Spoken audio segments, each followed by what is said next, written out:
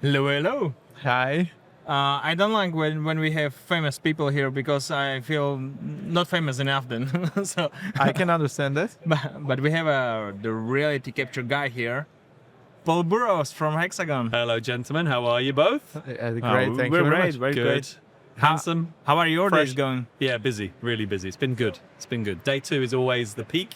Yeah. And then you have the parties. Yeah. And then Thursday, I- the aftermath of the parties. I know that the most of people know you already, but in case well- there is someone who doesn't know you, please tell us something about you just shortly. No worries, guys. Yeah, thanks for inviting me. I'm Paul Burrows. I work for Hexagon, work for the cloud division in the EMEA region. So looking after what we call Reality Cloud Studio. Been with Hexagon about 19 years coming up, I think now. And always been involved in the reality capture side of the business. So that's my job right now, is helping people adopt consultancy, some degree of sales, but primarily, it's all about technical validation. How does this product fit into the general scheme of their workflow, their day-to-day workflows? I just realized I'm always butchering the name of the software or the solution because I usually refer to it like a reality capture studio, not reality don't cloud do studio. no, but Yeah. I'm getting confused sometimes of what does it actually mean or what does it stand for the abbreviation. So Yeah, so I mean, HXDR, which is kind of the platform, that's Hexagon Digital Reality, yeah? And then we have these various vertical applications that run on top of the platform. So the main one I work with is Reality Cloud Studio. And then you've got GeoCloud Drive, there's Lock Lab. I mean, there's I think there's probably 7 or 8 in total currently that kind of these verticalized apps that work on top of the platform. But yeah, it's just a general push from our direction to get cloud adoption up as devices become more connected, whether that's a scanner or a total station or GNSS, whatever. How do we communicate and share this data as quickly as possible? So Hexagon Digital Reality, I mean, you're right. It's like clarifying what it is and does. I've been talking about Hexagon Digital or HXDR for maybe 5 years, but the product that we now sell has only been kind of around for about 2 years, or just over 2 years. And I think we'll probably see, without divulging any secrets, probably see lots of more applications come on top of the platform over time. But you'll also probably see a convergence of all this stuff as well. Why keep reality capture and survey in a separate bucket? It's all, it's very much, you guys know. about the Reality Cloud Studio, when you mentioned the HXDR, is there a different team developing this platform above all of that, or it's the same team that Compared is to developing what? to Reality Cloud Studio? For HXDR, so HXDR, I kind of describe this as like a technology stack. Okay, Yeah, so you've but got, what I understood is like a hub above all of those different solutions. yeah, you've got various different teams that can all take that technology stack and build their applications on top of it. But at the end of the day, it's all shared. It's all Okay. shared. So someone builds something for the reality capture team. How does that get reused? It's all about efficiency. We've got development teams mostly in Europe. So you've got Belgium, you've got Zurich. Yeah, I think it's Katowice in Poland, and then you've got Lyon in France. So you've got and Zurich. You've got a very centralized kind of European development team now, and they all go off and build different parts. So it's cool. As you have in portfolio many various softwares, whether it's like on-premise or online. How would you position Reality Cloud Studio? Like, what's the target or main reason why people are using it? Yeah, that's a good question.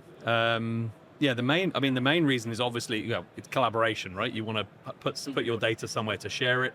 But I think what's really nice about Reality Cloud Studio, at least from a Hexagon perspective, is one, that it's open, so it doesn't matter. We genuinely don't care if the data's coming from other third-party sources. We can handle it. You guys know there's lots of industry standard file formats. We just suck that into the platform and display it.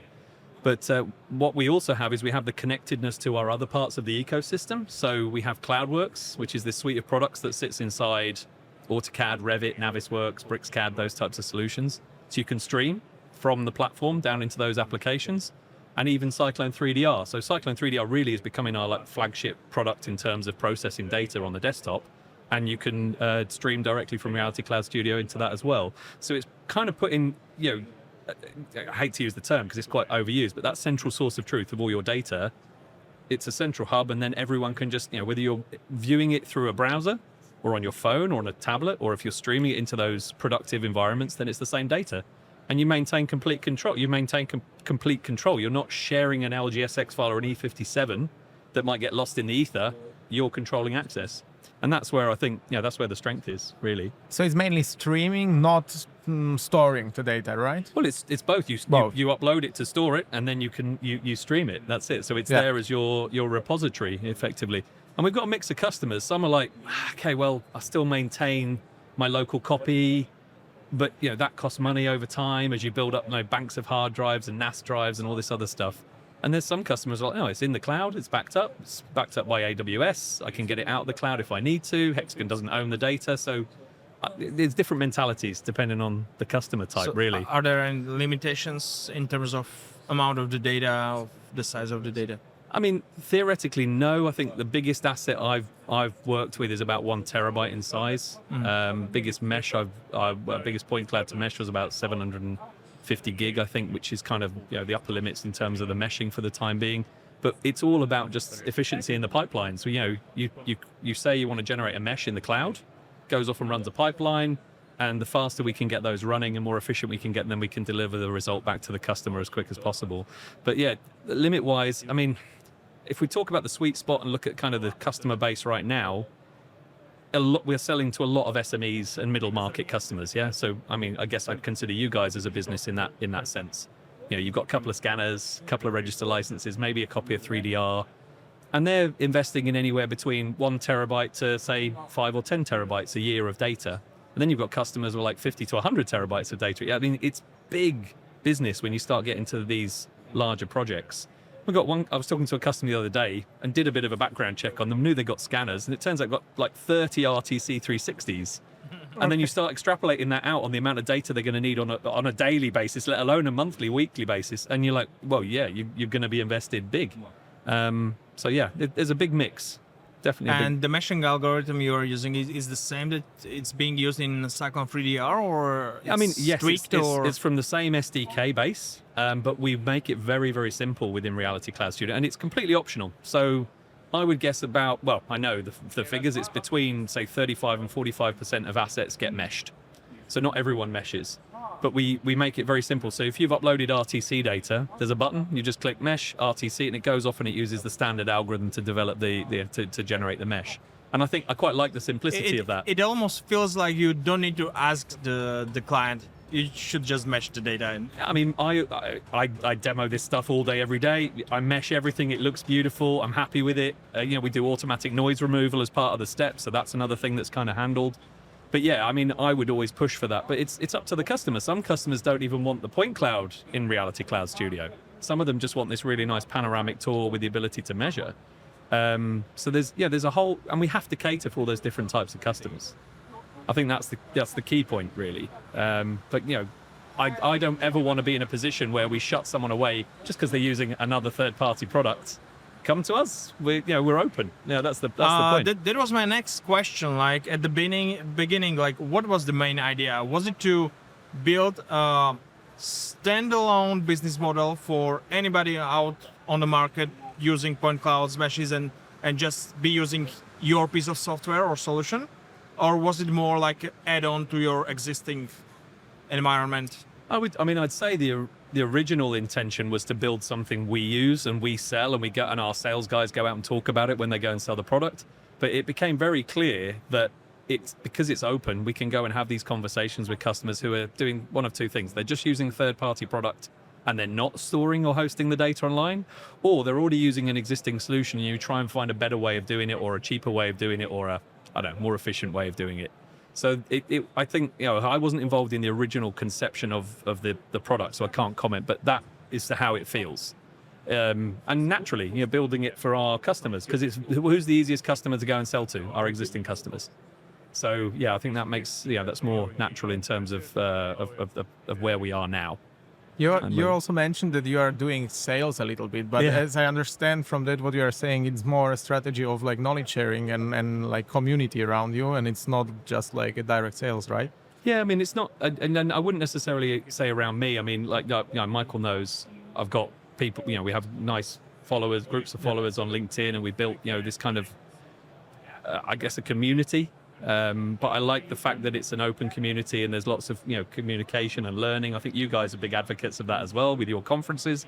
So yeah, I think from my perspective as technical sales manager in this region, it's about we go to the customer. We might have a demo run by maybe a salesperson, and then I come in and do the technical validation. And we look at the architecture, we look at the security, the compliance, all the kind of nitty gritty when you get to the IT steps of a big sale. And then obviously then hand holding the customer through that onboarding process as they eventually buy. The other thing I do, which I love, is communication with the customer to map out their feature requests. And that's one of my favorite things. We go head to head against another product. Where are the gaps? How are we going to fill them? How long is it going to take?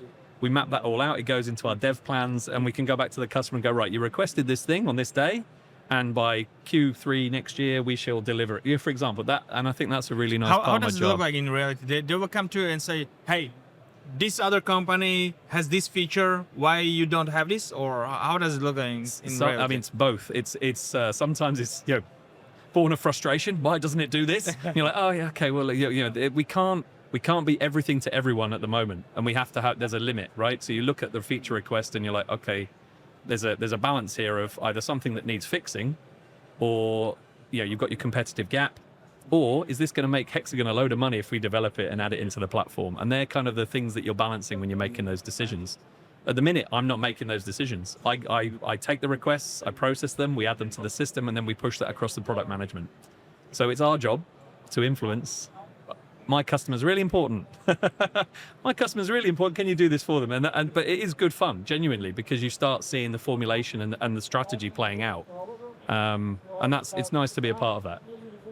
Yeah, I also saw on your profile that you are an ambassador of Get Kids into Survey. Yeah. So absolutely. do you see the education or also sharing the knowledge with very young generation important for building these businesses or having future customers?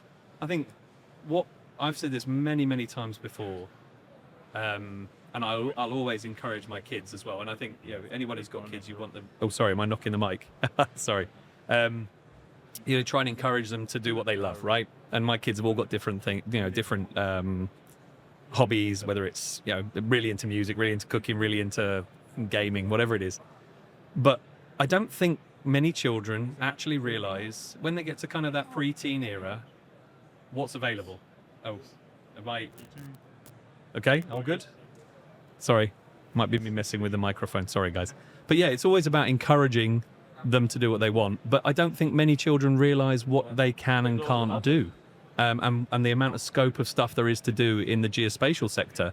And as it sounds really cheesy, but as the world becomes a little bit more unstable and there's geopolitics and all this other stuff, measurement matters more than ever, right? And accuracy matters more than ever. What is yours? Whose is it? Who owns it? How is it? There's that whole thing. Then you've got the whole geospatial argument around the whole autonomous, whether it's robots or whether it's vehicles. Everything needs to be measured. Sorry, I think again, guys, is that okay? Yeah, No worries. So yeah, from Get Kids into Survey, I'd love to do more. My wife is a teacher, and she's like, "Can you come in and do a talk?" So I'm going to have to at some point go in and do some demonstrations of some scanners and some software. But yeah, I think a lot of it is just awareness. And unfortunately, over the last few years, we've seen a decline in the number of surveying courses, particularly in the UK. So some major surveying courses have just now stopped. Which is why we get a big influx of people coming in from Europe, because we need surveyors. You go to any major survey company in the UK, and I would guess a third are probably from overseas, because they've got fantastic schools, come from schools of geodesy, highly skilled. They've done it for 5 years, and they come ready to rock and roll. And it's that belts and braces surveying approach. On the flip side, that's great, but actually you don't need to have those skills to go out and start in the reality capture world. And there'll be people listening to this going, shouldn't say that, but it's true. You can start scanning without any knowledge. I mean, Michael does all right, doesn't he? Of course. I did. Yeah, that's true. No, it's true. I started with the Matterport. I'm not And there ashamed you of go. it. No, I was joking, but yeah, Yeah. genuinely, yeah. And I started in archaeology. So, my first survey was with a plane table. I don't know, you might not even know what a plane table is, but it was like the most archaic way of surveying, with like this table on a tripod and drawing lines and stuff. And so Yeah, I think get kids into survey, and it's not just about survey, right? It's all of the stuff that surrounds survey, the geospatial market. So you just look at this event. There's so many people, and then the students are coming around on our stand today, and they're just looking like, this is incredible, because they get to use this kit in a few years' time. I mean, if I was, I don't know, 18, 19, 20 now coming into this, I mean, there's just so much you can do. And also, I think this is really important, and it is important. There's money. There is not, there is money to be made in this market. And if you can do it well and you can market yourself well, then you will make money, because there is always a need for surveyors and people measuring stuff. It could be you doing Matterport things back in the day for residential, or you're mapping whole road networks with the TRK. Doesn't matter. There is money there. And we are still at the beginning. Like it's only going to be growing. Yeah, in next years. And I think, and this is where it gets a little bit tricky, where you get some people are a bit antiquated about it. Is some people don't want it to become easier because they're a little bit protective, like, oh, I'm a surveyor, it's really hard, and I trained really hard. But yeah, that's great. But there's a whole heap of people that are going to come into this market that aren't. I wasn't, and I love it. And we have to embrace the fact that there's going to be people coming in at all different levels. So I think get kids into survey maybe should just be get kids into spatial or whatever. But I'll always talk about it. I'll always wear my badge. Support Elaine and team. Get the word out. With all the development around the reality capturing, autonomous gadgets and robotics and everything else, it seems like be communicating just the survey. It seems like niching down too much, right? Because we spoke about this with Rami also. Like, not every scanning job is a survey job. Yeah, I agree. We're far from that, right? So I agree that kids should be brought into industry. I'm just not convinced it should be called a service per se. Yeah. But rather reality capturing. It makes more sense to me. Yeah, absolutely. And I think you're also right. I mean, I've been scanning. I first started. I think I did my first scan job in about 2003. So that's 20 odd years now, and it's changed so much. But the fundamentals are the same. But you're absolutely right. Some people could go out and walk around with a BLK to go because they just want to do a simple map of a space. Some people need to go out with an RTC and a total station because they need absolute pinpoint accuracy. So it's horses for courses, and the surveyors will drive that. But I think what's nice is that there now is that expansion. We always talk about, I always talk about, because I'm a bit of a loser, but we've got this kind of triangle of where you've got everyone, enterprise and expert, or everyone, expert and enterprise, whatever the stack is. And that base at the bottom, everyone, that's where, currently you've got kind of like, I guess, the iPhone and maybe some of the Gaussian splatting tools now that are coming along. They're playing to that market. They're in the price point, it's prosumer, it's low level, and that is the biggest addressable market. And you can do it quite easily without much marketing either, because it's easy to adopt. And then you start getting to the top of the point, really good money, but it's a harder sale because you have to, you're selling to experts. They have to check everything and test everything. Is it accurate enough? Am I happy? So there's always that balance. And I think sometimes, I won't say that we've never made a misstep in the marketing, right? Oh, we've said something about this is easy to use, or even non-surveyors can use it.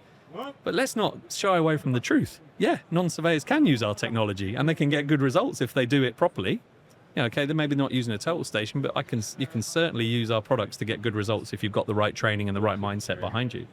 So, but what I guess surveyors officially say, or would want, they don't want people coming into their space doing a bad job and giving a bad name.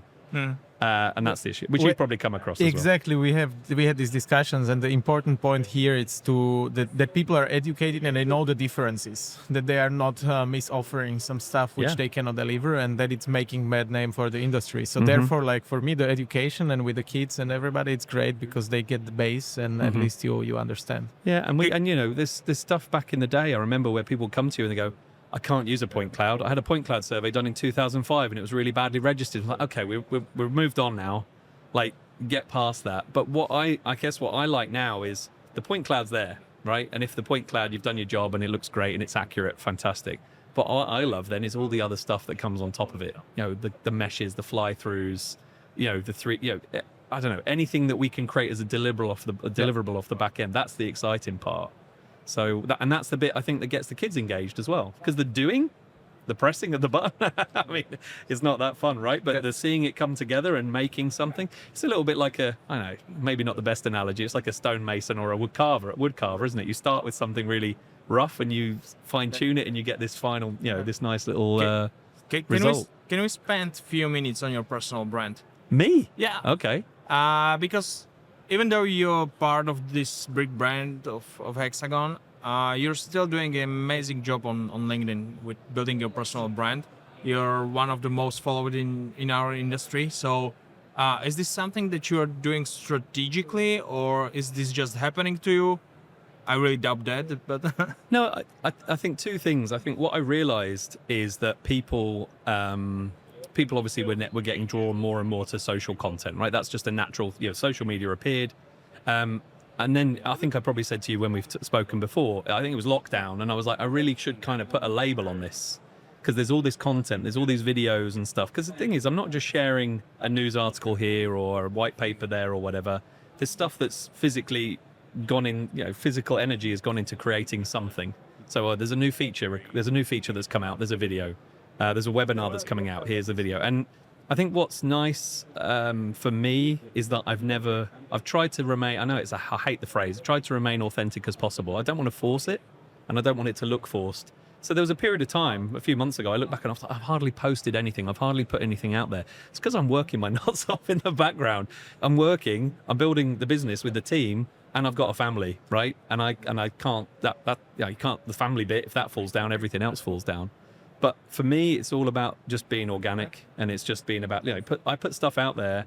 Sometimes I put stuff out there and it fails epically. You found this, right? You put stuff out, you do like an A/B test, put something else out you think's going to be awful, and all of a sudden it takes off, and there's the engagement and there's conversations. And I think where it really becomes important is when you're sparking conversations with people who you've never spoken to before, and then that somehow turns into a sale. You can actually track that process of, I spoke to them, we passed it to the sales team, have some interest, have a demo, and then you're like, okay, we've built a relationship. People buy from people, and hopefully people buy from nice people, so you don't want to buy from a crappy salesperson, because it will come back and bite you in the backside, or, if you want some help, you won't get it. We've helped you a few times, Michael, I would say. Yeah, of course. Vice versa, I hope so. Yeah. Do you see, or do you feel like your presence on LinkedIn is opening doors for you, and that is adding the credibility to you once you are speaking with big guys from big clients? And yeah, and that's, it's hard to admit it, because you're like, okay, well, I've created this brand and it opens doors, but that's only the same as Hexagon being massive, the second biggest company in Sweden or whatever, and now, I'm never going to say it's easy to sell, right? Because it's not. Because you have to build a relationship and you have to prove your worth. But it does make it a lot easier when you've got Leica or Hexagon in your signature, so to speak, because we're trusted.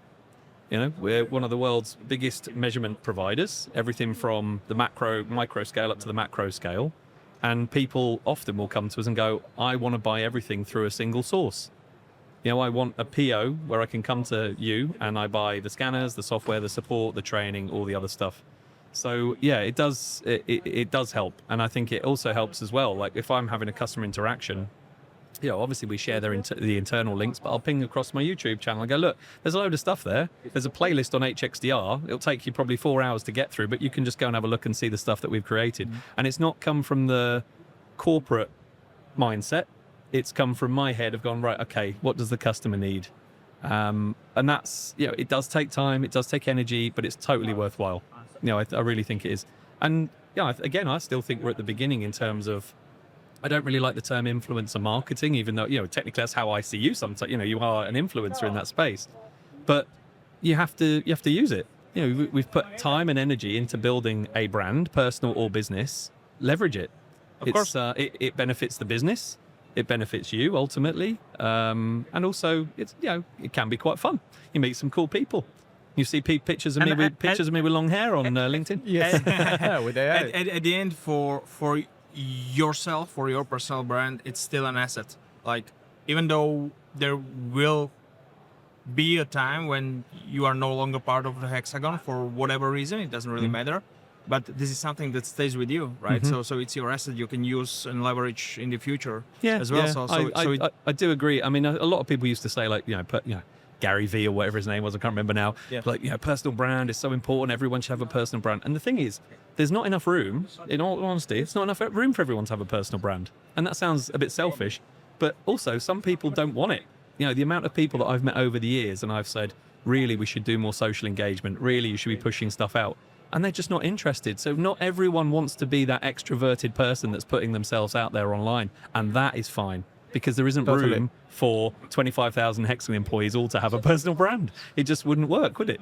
It'd be complete madness and white noise. So that's another thing. It does stay with you. Like you're right. And I've had people reach out to me with job opportunities purely because they've seen my stuff on LinkedIn or Instagram or laser scanning forum or whatever. But I'm still with Hexagon, so but like you say, one day I might not be, and that's going to be the crutch that I have to lean on. Yeah. Great. I think it was a great talk. Yeah, Good. amazing. Okay, It could, good. No, thanks for we having could take me. it another, I'm really half happy an you hour. could make it. I don't get to ask any questions. No. You can. You can? We still No. have a minute. So. That's not enough time for what I want to ask. Yeah. No, worries. but thank you. No, seriously, Thank you guys. very much. Sincerely, thank you for having me. It's been a pleasure, and good luck with everything you're doing with your conferences and everything. It's fantastic. Thank you very much. Thank We you so much. appreciate Yeah, it. no worries.